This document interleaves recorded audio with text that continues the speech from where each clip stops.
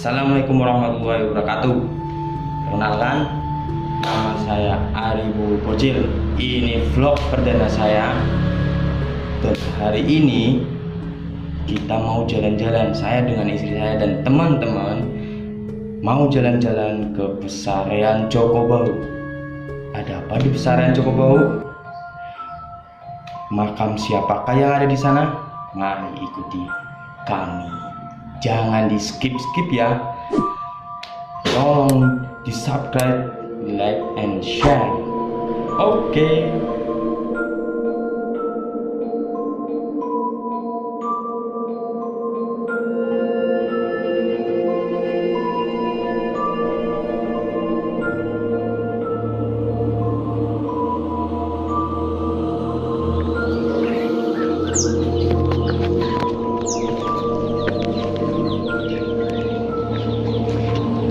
Alhamdulillah sampai ke rumah kuncinya. Monggo. Kisah legenda Ki Bahu Rekso. Assalamualaikum warahmatullahi wabarakatuh. Kita sudah nyampe di rumah juru kunci Pesarian Jokobau. Sebelum kita pesarian, kita ketemu dengan keturunan juru kunci. Amit nyun sewu. Monggo Mas, perkenalkan nama panjenengan. Siapa? Ya, nama saya Dini Andriawan, kelahiran Tegal, Lebak Siu. Sehat Mas? Ya.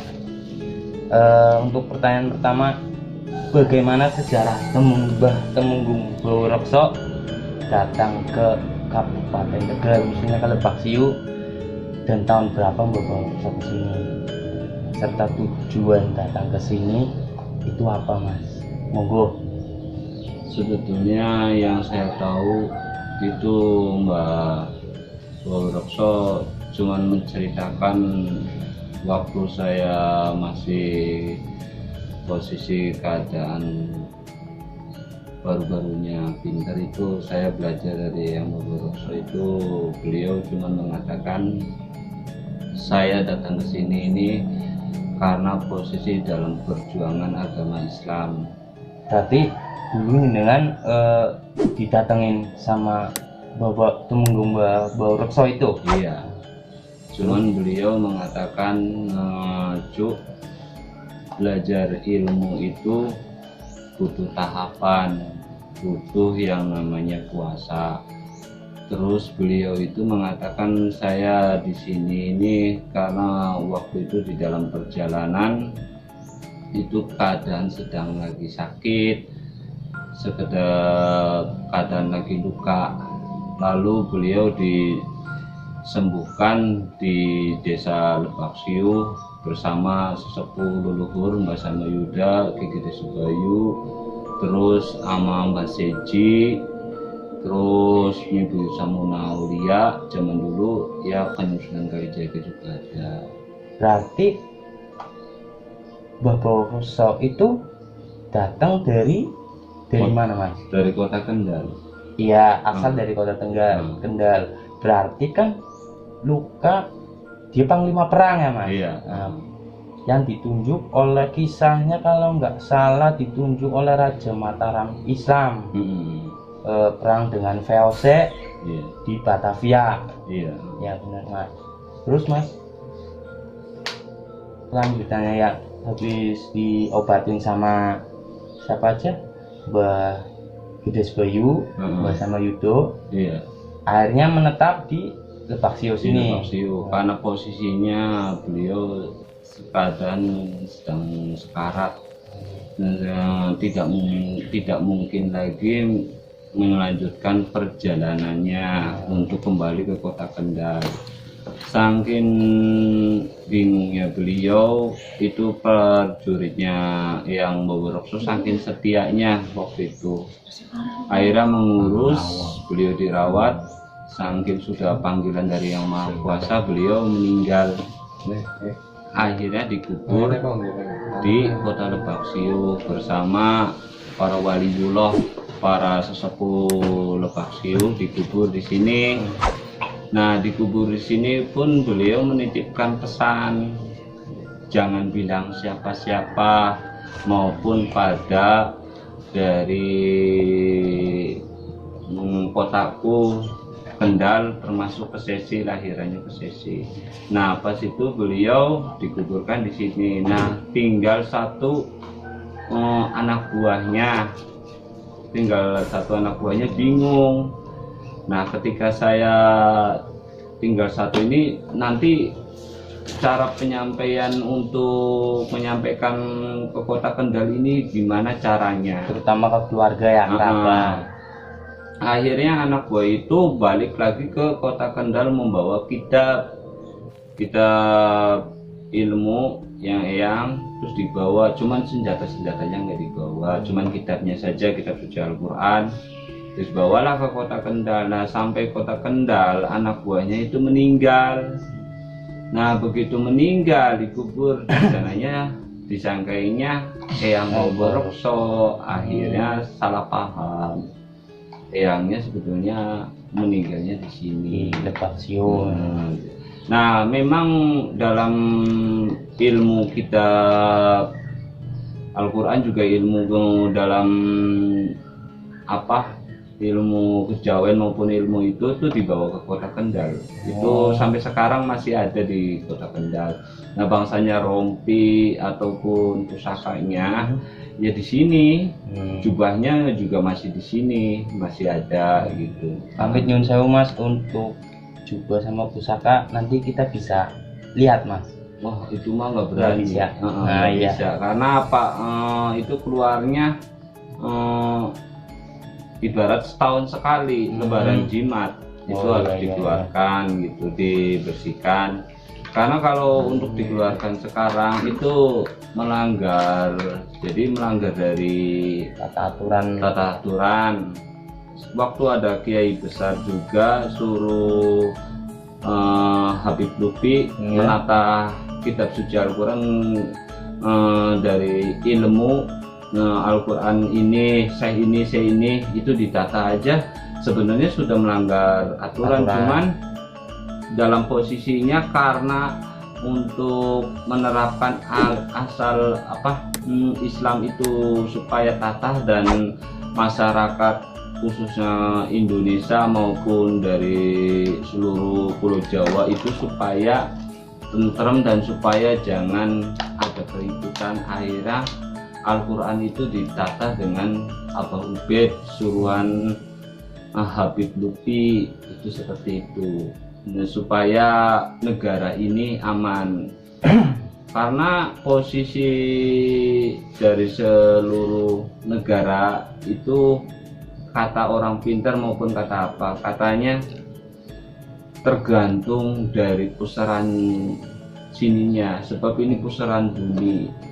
Selalu dinasihatin ibu maupun saya, jangan resah, jangan gelisah, hadapi dengan tenang, karena tergantung dari sininya. Kalau sininya sampai goyang, negara pun akan goyang. Seperti itu benar atau enggaknya, yang jelasnya Allahu a'lam, karena bukan saya yang bilang, itu dari para leluhur. Dari para leluhur itu yang bilang juga dari kerjaan dari direktur yang kerja di Jakarta.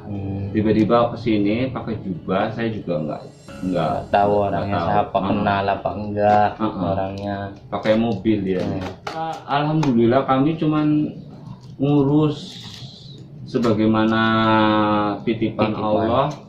Ya, keluarga kami ya disyukuri apa adanya. Akhirnya kami bisa menatanya dengan baik dan bisa memberikan pertolongan dari umat Islam maupun dari mana saja ya. Alhamdulillah, kalau kami bisa ya bisa membantu, kalau kami tidak ya tidak. Kalau tentang sejarahnya yang sih kalau diceritakan panjang Mas. Misalnya abad ke 2000 sekian atau 1960, ibaratnya itu kisahnya panjang sekali. Apalagi tahun 1600. Iya, Masa-masa kewalian, masa kerajaan. 1400 itu iya memang kewalian. Cuman kan kalau diceritakan Mas dari ini takutnya Salah. ada yang salah Mas. Kalau ada yang salah kita kena dosa. Terus keduanya karangan belakang. Apalagi kan beliau yang sudah tidak ada, hanya bisa menuntun dan bisa memberikan yang terbaik. Ya sebagaimana manusia itu, para waliullah sebenarnya masih pada hidup karena suruh menjalankan tugas untuk menjaga bumi. Bahwasanya para sunan itu semuanya masih berkeliaran, raganya doang yang mati, tapi roh sejatinya yang masih ada. Bahwasanya yang sesepuh-sepuh itu seperti menjaga Nusantara, Indonesia, iya, NKRI. Terus Mas, sewaktu Mbah Tumenggung Baurekso itu datang ke sini, Mas tahu ajudan itu namanya siapa atau berapa? Kira-kira banyak yang ikut Mbah Baurekso yang tinggal di sini? Banyak, itu nyampe 25 Mas.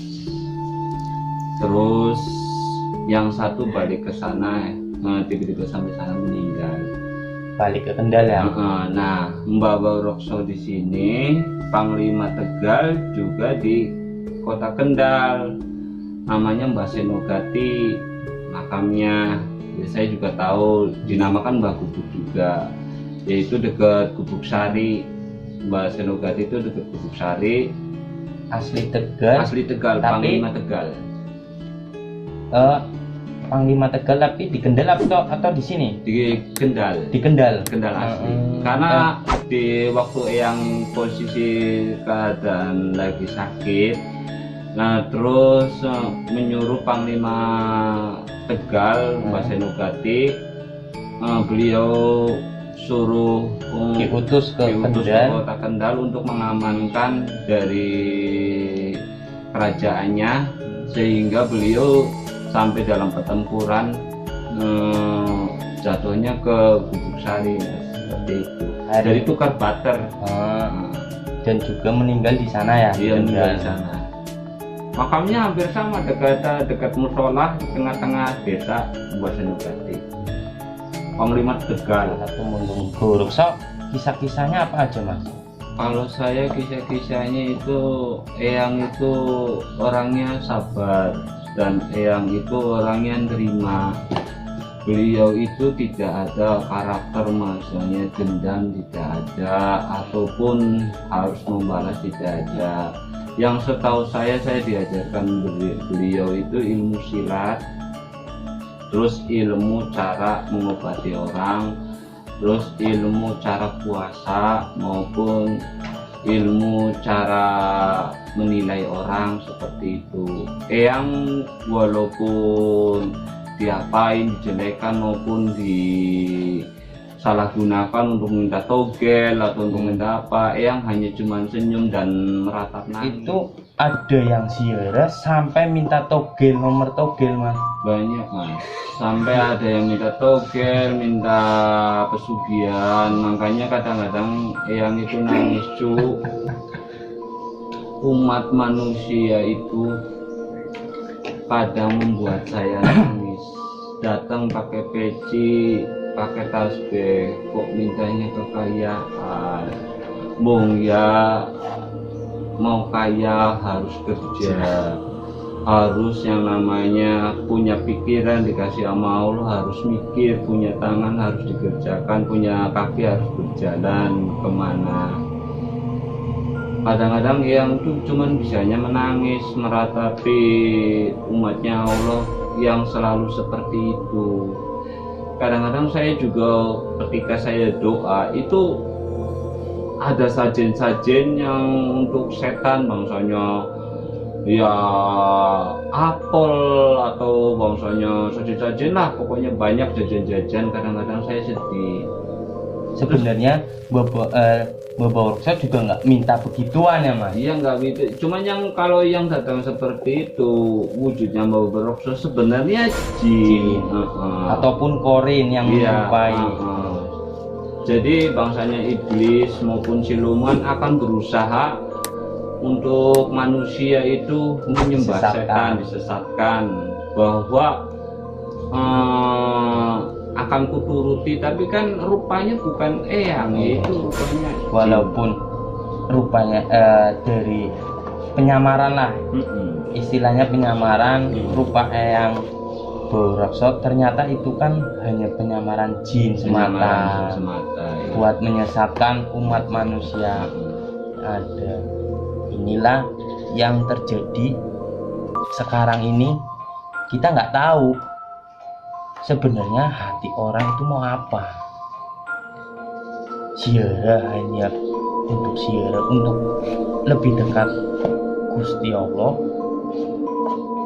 dan untuk mengenang jasa-jasa yang dimakamkan itu, atau mau cari yang lain, kekayaan, nomor togel dan lain-lain. Banyak mas yang ziarah ke sini. Banyak yang minta macam-macam, banyak. Cuman saya kan yang namanya juru dia cuman apa? Cuman menyambut. Ya kadang kalau yang minta yang aneh-aneh saya cuma senyum. Lah diri saya aja sederhana seperti ini, gimana saya mau membuat kamu kaya? Dirinya saya aja masih cari duit, masih untuk kerja, kok minta kekayaan. Kadang-kadang saya juga bingung harus berbuat apa gitu. Walaupun ngerti saya kasih jurusan kan akibatnya fatal. Saya yang kena dosa, kaya kagak, neraka iya. Makanya waduh, kadang kita orang nggak tahu mas, kesini tujuannya pertama kan kunci bagus, kita mau ziarah, tapi kadang di sana orang itu memanjatkan doa ataupun apa itu kadang beda, melenceng dulu. Sebenarnya ziarah itu, makna ziarah itu apa? Iya. Kalau makna ziarah itu sebenarnya gini, kan yang namanya zaman dulu kan memperjuangkan Islam itu mati-matian. Jadi kalau kita ziarah itu ibaratnya menghormati yang memperjuangkan Islam, sebagaimana Allah sudah berjanji, umatku yang memperjuangkan agama Islam yang di jalanku, walaupun engkau meninggal ragamu, akan ku kenang sampai akhir kiamat. Sebagaimana Rasulullah sudah membuktikan, seperti Kanjeng Nabi Muhammad SAW itu memperjuangkan agama Islam sampai beliau pun rela untuk umatnya itu supaya masuk surga. Makanya beliau ditimpuk di apapun, beliau tetap menerima, walaupun Allah sudah marah, walaupun malaikat sudah mengangkat gunung untuk dihantam, tapi Nabi Muhammad SAW itu jangan, dia masih ada untuk pintu tobat, masih ada untuk belas kasih. Makanya kan Allah sudah berjanji, sebagaimana umat Islam untuk memperjuangkan agama Islam dan di jalanku akan ku kenang sampai akhir kiamat maupun sampai akhirnya nanti yang akan terjadi. Itu selalu dikenang ya, contohnya Sunan Kalijaga, Sunan Giri, Sunan Kudus, Sunan Muria, Sunan Gunung Jati, terus Sunan Derajat, Sunan Ampel, Sunan Gresik, itu sampai sekarang kan beliau masih selalu ada, maupun Raden, itu jumlahnya sampai ada. Makanya kadang yang menurut manusia itu kita ziarah untuk meminta kekayaan, ya tidak. Sebenarnya orang ziarah itu nggak musyrik, nggak apa. Karena apa? Menghormati ibaratnya para ulama yang memperjuangkan agama Islam, yang Allah turunkan. Nih, umatku yang memperjuangkan Islam harus dikenang dan harus dibacakan doa, semoga diparingi selalu hidupnya langgeng, perjalanannya supaya enak seperti itu dan pikirannya nggak kacau.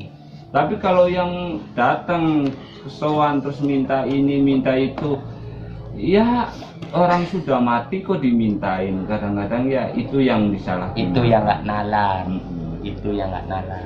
Iya. Orang mati dimintain. Iya. Oh ya, terima kasih Mas untuk informasinya. Iya. Sekarang kita ingin ke pesarian ke Jogobowu di Astana Jambu, Iya. tapi dari sini kita mau sowan dulu dari sini. Iya. Istilahnya mau pulang dari sini, Heeh. baru nanti kita ke sana ke pesarian Jogobowu. Suun Mas, monggo. Iya. Assalamualaikum warahmatullahi wabarakatuh. Monggo terus lanjut. Dari rumah Juru Kunci menuju ke makam Tumenggung Baurekso bersama Kang KM.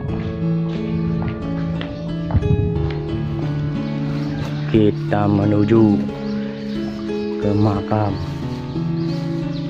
bertemu Baurekso, tapi mohon maaf tidak bisa direkam lebih lama karena untuk kekhusyuan dalam berdoa. Awas, hati-hati. Awas guys, hati-hati guys.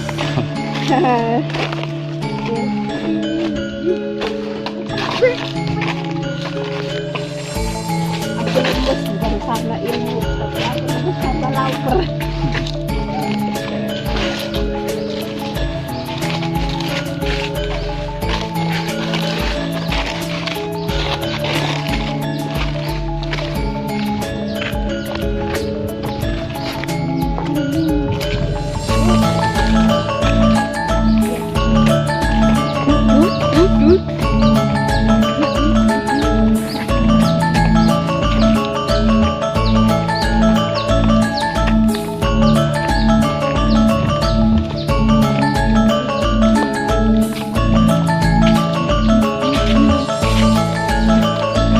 Hai guys, kita sudah sampai di tempat.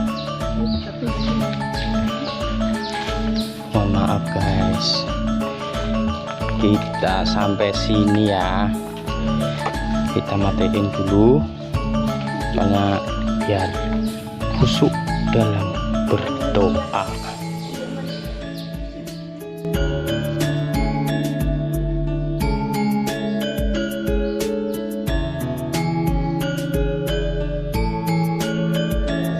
Oke, untuk penutup siaran ini artinya sebagai sarana untuk meningkatkan keimanan dan ketakwaan kepada Allah Subhanahu wa taala serta menggali kembali hikmah dan semangat juang Adipati Kendal Tumenggung Baurekso yang gugur sebagai pahlawan. Sering membayar. Waalaikumsalam warahmatullahi wabarakatuh.